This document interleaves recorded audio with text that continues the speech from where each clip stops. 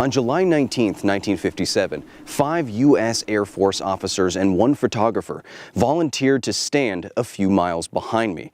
Next to them, a sign that said Ground Zero, Population 5. In the next few minutes, a 2-kiloton nuclear warhead would detonate 18,500 feet directly above their heads. Why would these men volunteer for such a demonstration? And what happened to them?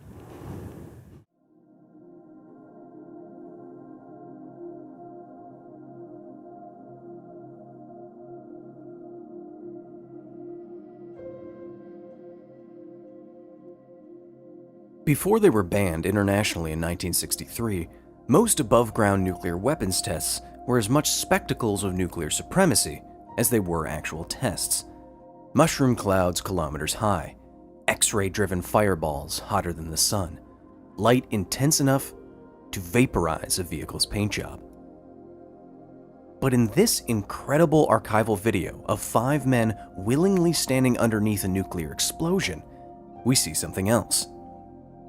Instead of destruction, not much more than a synchronized flinch. A few moments earlier, 65 miles northwest of Las Vegas, an F-89 interceptor had launched a 2-kiloton nuclear warhead directly above the heads of Colonel Sidney Bruce, Lieutenant Colonel Frank Ball, Major Norman Bottinger, Major John Hughes, Don Luttrell, and George Yoshitake, the unseen cameraman.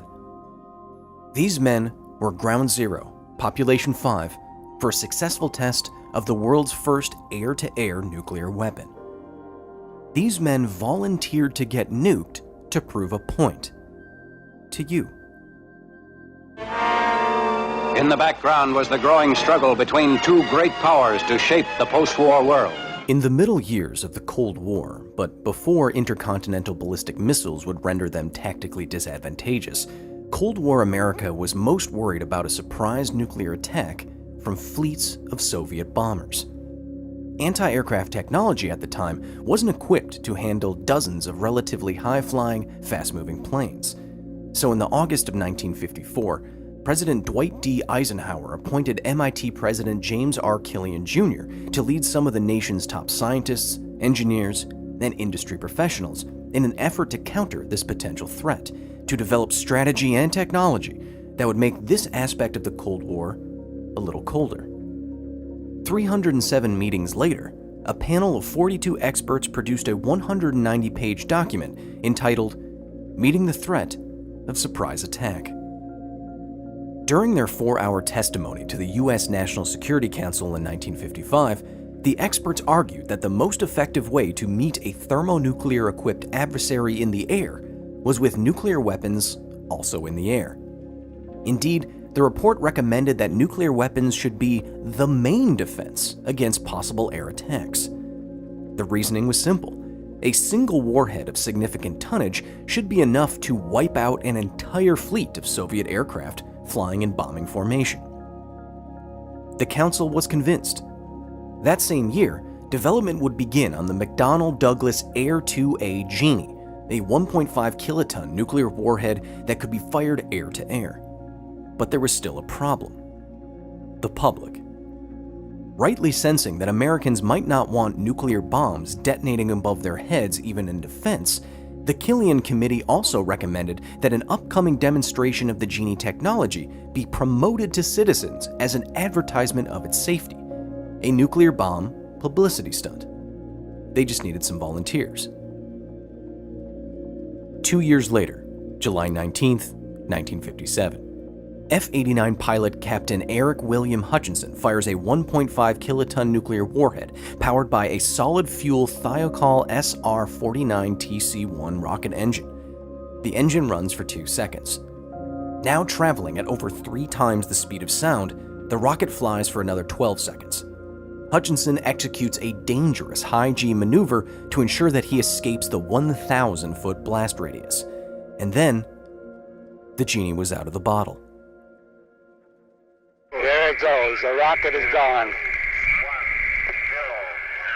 We felt a heat pulse, a very bright light, a fireball. It is red. The sky looks black about it. It is boiling above us there. How is a nuclear weapon dangerous? It may surprise you to learn that what most people imagine to be the most destructive aspect of a nuclear weapon, the ionizing radiation and subsequent fallout, is in reality the smallest fraction of a detonation's colossal energy output. And ionizing radiation only makes it so far in air as it collides with the atmosphere's atoms and molecules, while fallout is of most concern when an explosion vaporizes a large amount of additional material, like terrestrial rock or sea coral. Therefore, a relatively small nuclear weapon, like the Genie's W-25, detonating at an altitude 6 times higher than the highest building on Earth, did in fact pose very little threat to anyone on the ground. Fireballs would rise into the sky and cool. Any minimal fallout would spread out as to become mostly harmless.